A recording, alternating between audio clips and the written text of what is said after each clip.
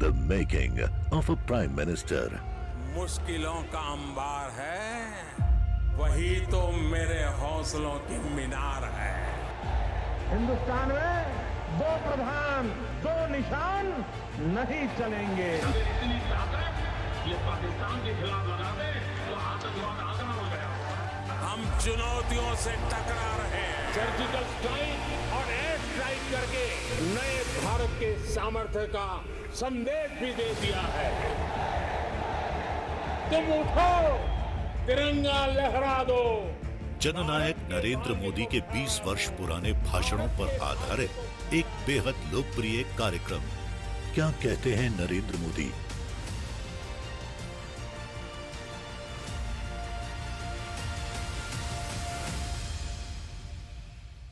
नमस्कार, मैं हूं आपके साथ सुरभि तिवारी। हमारे खास प्रोग्राम क्या कहते हैं नरेंद्र मोदी में आज आपको सुनवाएंगे पीएम मोदी का वो ऐतिहासिक भाषण जो उन्होंने 10 अगस्त 2018 को नई दिल्ली में दिया। अपने भाषण में प्रधानमंत्री ने कहा कि 125 करोड़ देशवासियों के जीवन को कैसे बेहतर किया जा सकता है। इसके लिए सरकार अनेक कदम उठा रही है, लगातार प्रयास कर रही है और बायोफ्यूल इन लक्ष्यों को हासिल करने में अहम भूमिका निभाने वाला है। हमारी परंपरा में, हमारे उत्सवों में, हमारे त्योहारों में प्रकृति का, पर्यावरण का बहुत ही ऊंचा स्थान है। आज का ये आयोजन भी प्रकृति, पर्यावरण और आधुनिक परंपराओं से जुड़ा हुआ है। मैं आप सभी को विश्व बायोफ्यूल दिवस की बधाई देता हूं।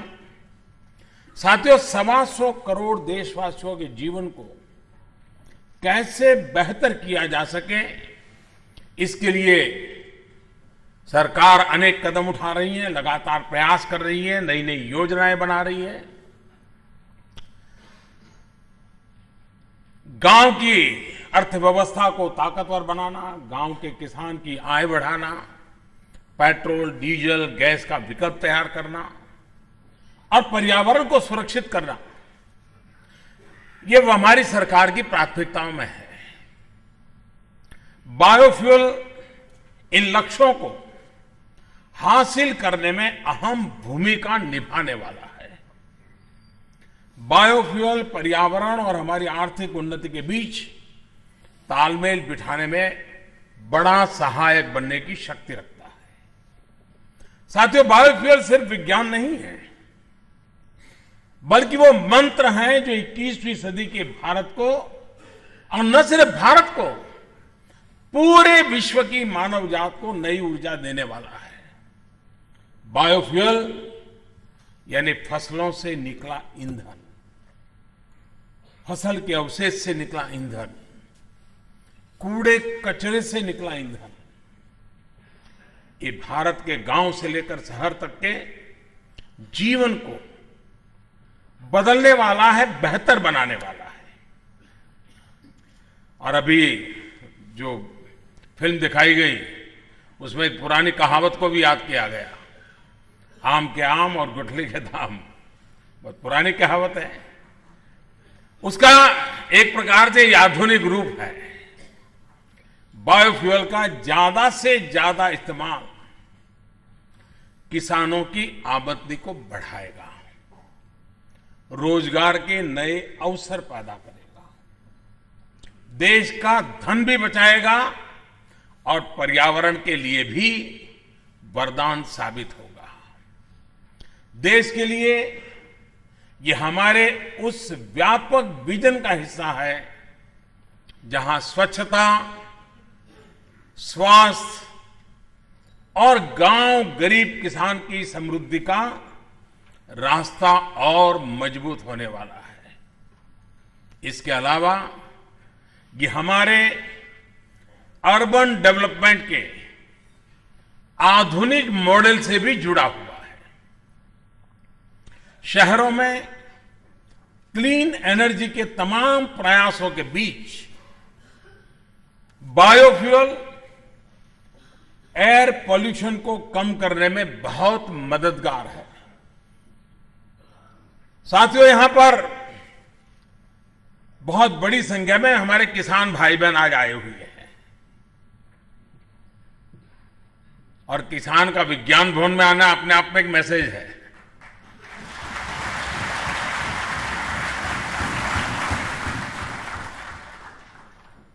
देश के अधिकतर हिस्सों में बारिश की स्थिति अलग अलग है। कहीं बाढ़ है तो कहीं बारिश का इंतजार है। हम लगातार उस खबरों को देख रहे हैं। कहीं संतोषजनक बारिश का एक आनंद भी होता है तो कहीं बारिश के अतिरेक के कारण परेशानियों से चिंता भी होती है। खास करके मेरे किसान भाइयों बहनों, अब तो धान समेत खरीफ की तमाम फसलों की बुआई मैं समझता हूं करीब करीब देश के हर कोने में पूरी हो चुकी है। और आपकी जानकारी में है कि सरकार ने 14 खरीफ फसलों का न्यूनतम समर्थन मूल्य लागत का 1.5 गुना तय किया है।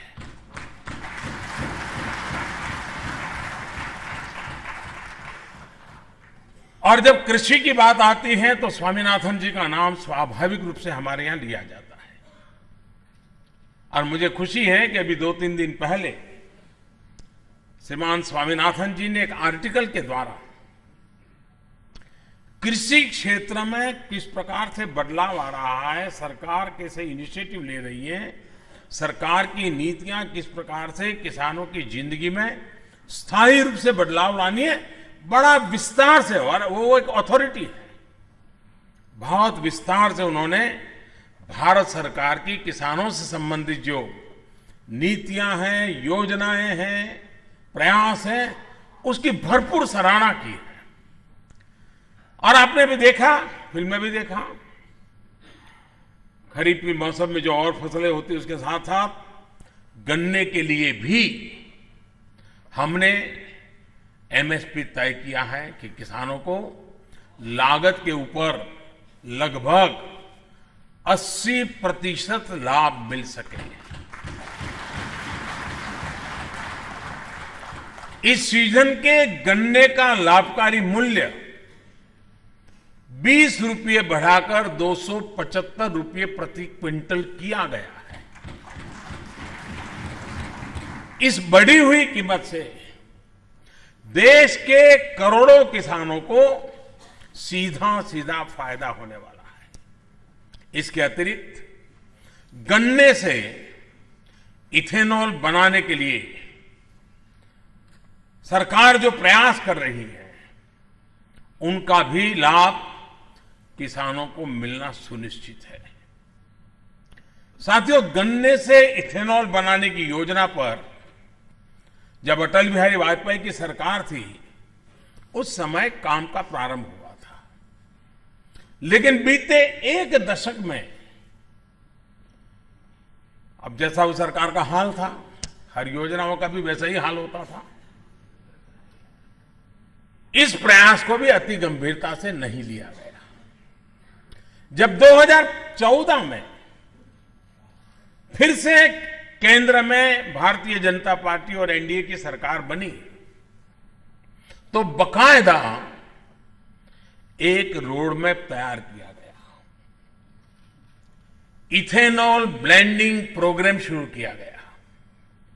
आज देश के 25 राज्य और केंद्र शासित प्रदेशों में ये प्रोग्राम सुचारू रूप से चल रहा है। बीते 4 वर्षों में इथेनॉल का रिकॉर्ड उत्पादन किया गया है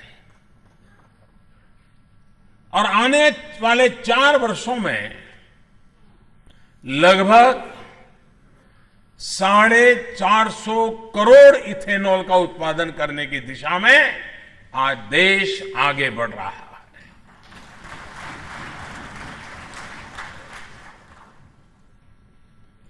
साथियों, इथेनॉल ने न सिर्फ किसानों को लाभ पहुंचाया बल्कि देश का पैसा भी बचाया है। इथेनॉल को पेट्रोल के साथ मिक्स करने से पिछले वर्ष देश को लगभग 4,000 करोड़ रुपए के बराबर की विदेशी मुद्रा की बचत हुई है। सरकार का लक्ष्य है कि अगले 4 वर्ष में ये बचत करीब करीब 12,000 करोड़ रुपए तक पहुंचे। इतना ही नहीं, अगले 4 वर्ष में गन्ने से इथेनॉल बनाने भर से ही लगभग 20,000 करोड़ रुपए से अधिक जुटने का अनुमान है। इस बचत से और गन्ने के लिए मिले विकल्प से गन्ना किसानों को जो बार बार मुसीबतों को झेलना पड़ता है, उसका एक स्थायी समाधान का रास्ता निकलेगा। इथेनॉल से पैसे की बचत तो हो रही है, इसके अलावा पेट्रोल से जो हानिकारक गैस निकलती है, उनमें भी कमी आने वाली है।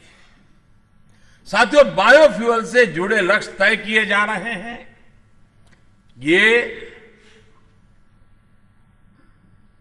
यानी कोई एक विशफुल थिंकिंग हो, बड़ी बड़ी बातें होती हो, ऐसा नहीं है। इस लक्ष्य को प्राप्त करने के लिए नीतियां बनाई जा रही हैं, ठोस रणनीति बनाई जा रही हैं, रिस्पॉन्सिबिलिटी फिक्स की जा रही है, अकाउंटेबिलिटी तय की जा रही है, रेगुलर मॉनिटरिंग हो रहा है, टारगेट को पाने का समयबद्ध आयोजन हो रहा है।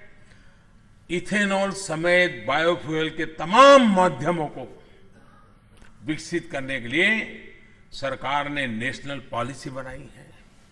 सरकार का ये प्रयास है कि 2022 तक 10% और 2030 तक यानी 2 गुना 20% इथेनॉल पेट्रोल के साथ मिक्स करने की क्षमता विकसित की जा सके।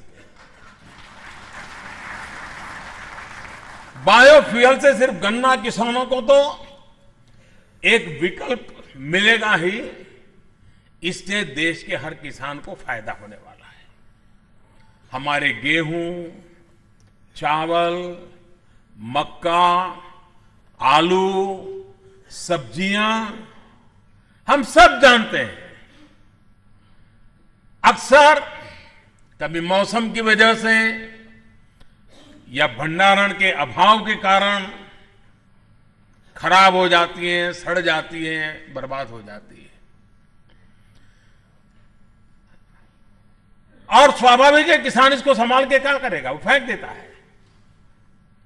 लेकिन अब हमने तय किया है कि इसका इस्तेमाल भी इथेनॉल बनाने के लिए किया जाए।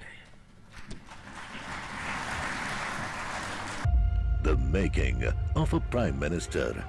मुश्किलों का अंबार है, वही तो मेरे हौसलों की मीनार है।